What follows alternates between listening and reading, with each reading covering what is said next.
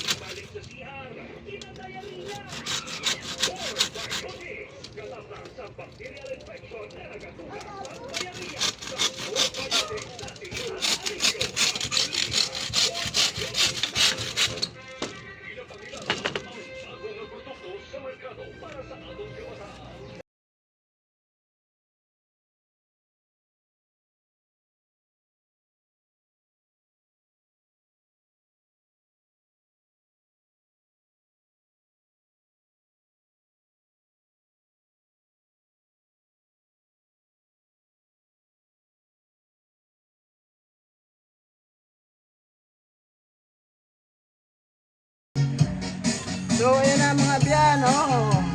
Ayan na mga abyan, oh. Wow! Hindi na tayo mahirapan maglinis.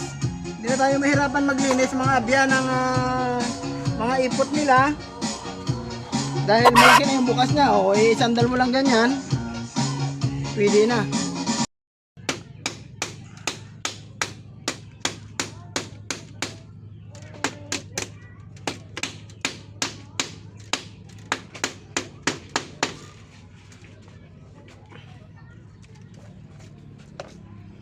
Na?